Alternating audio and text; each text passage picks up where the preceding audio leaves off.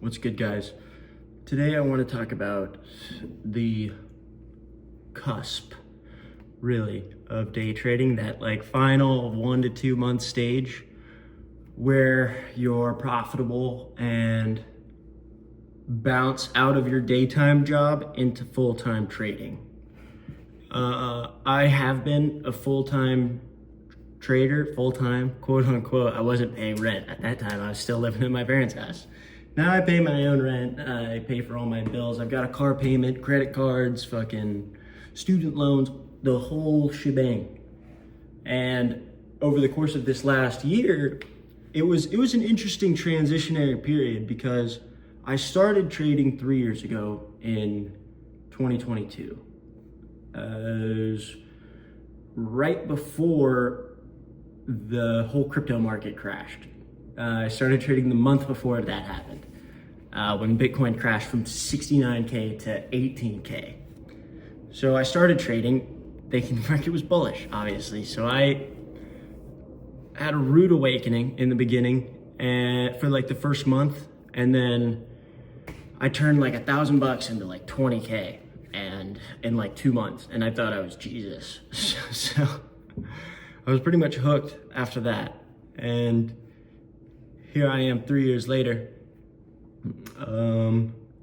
essentially about to retire, quote unquote. I mean, you still have to do your due diligence and work, but it's like an hour a day. Now, you know, it was 12 hours a day. When I first started, I used to be glued to these screens. You have to. If you want to do this correctly, you have to, for that first year and a half, be glued to those screens and just get the repetitions in. You have to look at as many tickers, as many charts as you possibly can, and absorb all that information. Watch as many YouTube videos as you possibly can. Watch as many mentors, learn from as many mentors as you possibly can on X, on Twitter. I went to, I don't know, will I get flagged for saying TRW?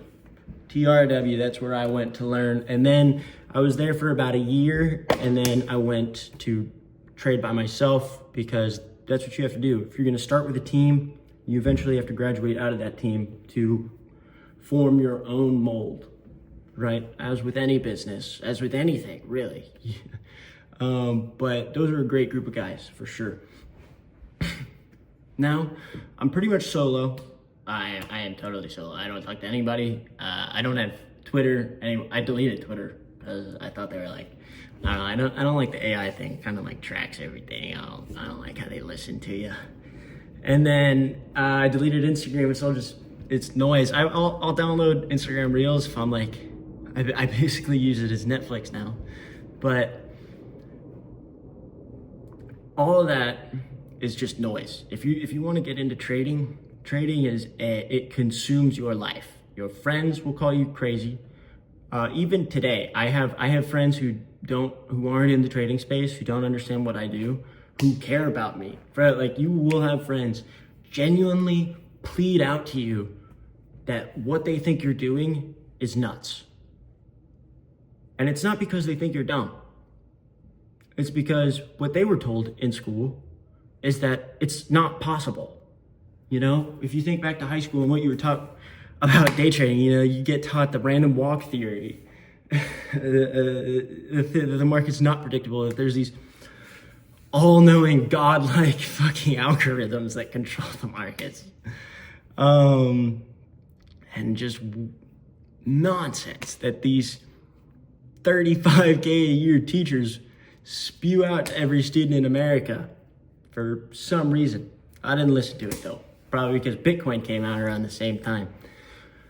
That's how I got into this trading stuff, actually, is in 2017, my English teacher, they did a year-long project on on like a life skill that you can use for the rest of your life.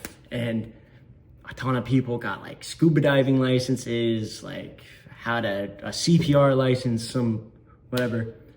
I picked Bitcoin. I wanted to do crypto trading. At the time, crypto trading was not a thing. I had to do a separate report convincing my teacher that what this was worthwhile and was going to be around for my life. She thought it was a fad. She had like barely even heard of it. So I basically took that in stride. I would be a lot richer if I just focused on trading then, but I then went to Arizona State, had some fun there for 4 years. I basically like didn't trade. I started trading again my senior year, that second semester, 2022. And that's when I traded by myself for about 6 months. I turned like $1,000 into 20K. I thought I had the Midas touch. Thought every idea I had would turn to gold, and it kind of did for like another 6 months. Hold on. So I started a hedge fund after I did that 1 to 20K. I basically told all of my friends from high school that watched me predict Bitcoin, and told them I was starting a hedge fund. You know, give me whatever life savings you've accumulated in the last 2 years. I don't know if I can kill it. And that was stupid. That was dumb as shit. Should have never done that, because I killed it for like 4 or 5 months, ripping like 20% a month for them. And then I blew it all up because I switched strategies and I tried to fix something that's not broken. That's a massive life lesson I learned from day trading. Don't fix what's not broken. Because if you have something that works, use it. Keep using it. If you think it stopped working, keep using it a little longer, make sure it's not working. That's a common theme in trading. A lot of paradoxes in what would make sense in the real world in business. Let's say you lose money in a traditional business. That would mean that you don't do that thing that lost you money. That would be a learning experience. It's not necessarily the case for trading at all, which is difficult for most people to grasp. It's a very difficult concept. It's very confusing. It still doesn't make much sense, but it is how things are. And you know, there are people I think that you can make money doing any strategy. I think it depends on the person and the individual. I don't think there's any one size fits all. There's a million different ways to trade. There's better strategies, you know. There's strategies that'll give you a 60%. Better strategies is an interesting frame of mind, because if you're the best day trader in the world that has a 1 to 0.3 RR, but you win 90% of your trades, that's the same as a dude who's doing 1 to 3 RR, but winning 30% of his trades. I sit somewhere in the middle of that. Those are like two extremes. I would say that when you're starting out, and this is what I didn't do, I thought that I was just too good. I thought I didn't need to do it. And this is probably what took me. I probably would have been profitable and been traveling around the world. I'd probably have a videographer filming me in third person than having this set up against my wall if I would have done this. And it's focus on the risk reward. I didn't do that. I was like, I get pretty much everything right. So I'm just gonna rip my own talent and ride that to the ground. And that's exactly what I did. So I had a hedge fund for about 6 months, blew up, and then I got kicked out of my house about a week later after my hedge fund blew up. Nasty. So I was homeless for like 2 weeks. Hedge fund blew up, no money. I got kicked out of my house in California. Booked it back to Arizona. I was like, what the fuck am I gonna do? I hit up a friend, helped him move out so that I could sleep on the couch that he had at that apartment for another 2 weeks for that lease before it got out. He was just nice, just let me stay there because he got another place. And I applauded. So that was a year and a half ago. In that time, I spent 3 months, I had to get a car. That was the plan. I needed a form of income. And in California, Uber drivers make bank. So I thought that was the case here in Arizona. They make, you can survive. You can definitely survive. Not as much as in Cali though. Cali guys make money. So I came here, I started selling cars. I was like, I need a car. I'm not gonna be able to get a job, wait 3 months, and then get a car. I'm gonna die that way. So what I did is I got a job. As I immediately, after like 2 days, I started applying to every car sales position that was available in the area. And I got a job at Chevy in like a week, and it was awful.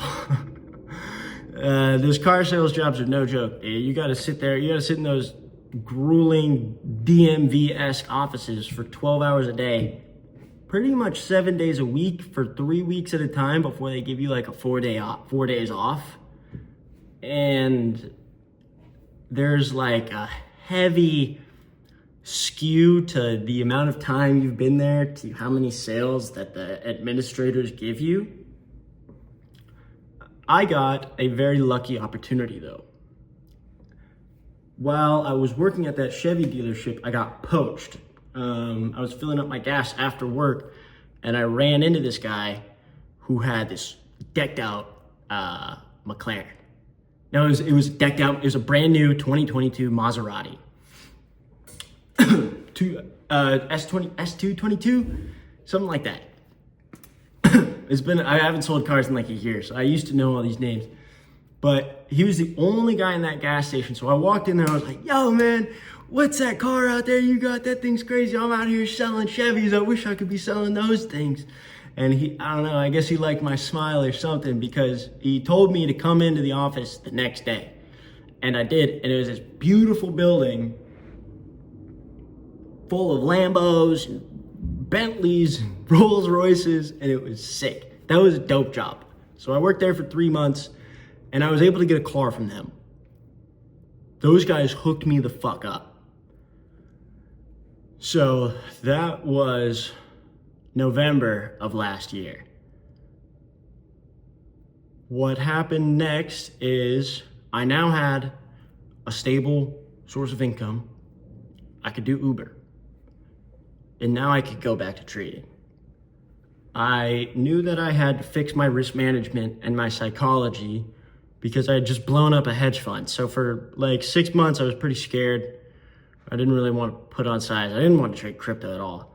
And it was really my roommate. I wanted to start another business, and he was like, dude, you're being a pussy. You need to get back into this shit. And so I did that. I took a break for like 3 months. I was like, fuck, that sucked. And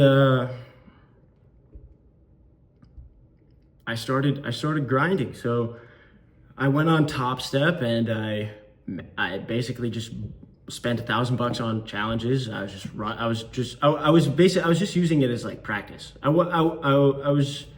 You can get an insane amount of reps for free, and it kind of felt real because I was spending a little bit of money on it.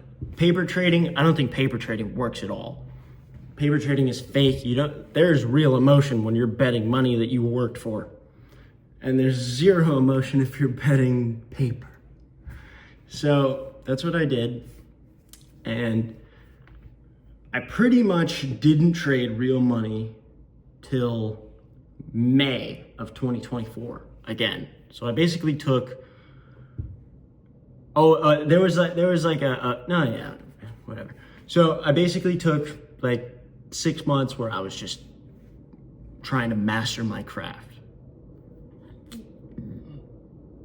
So from there, I took like $1,000. At that time, this is my first time having an apartment. So I was grinding out Uber. It was the summertime here in Arizona. So nobody was here. Uber was making no money.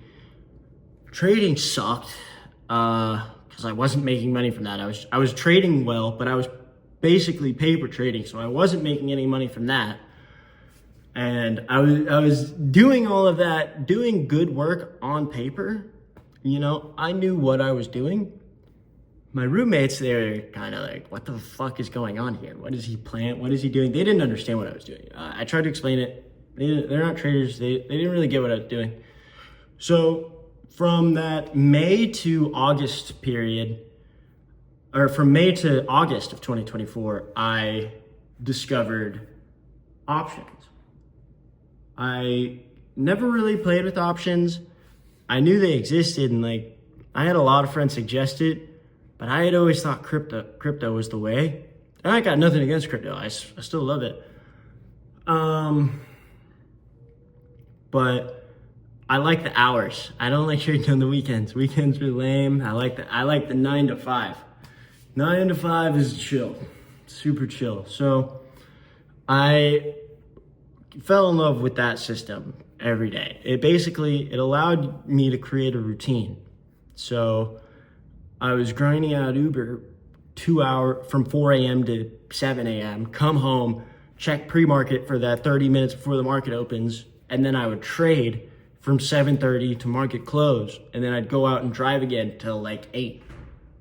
And I'm doing that today. I'm still doing that. So we're doing that right now. And it's going really well.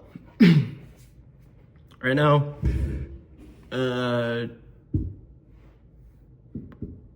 it's getting to the point where I have 4 months of living saved up, and that's what you need. You need a base.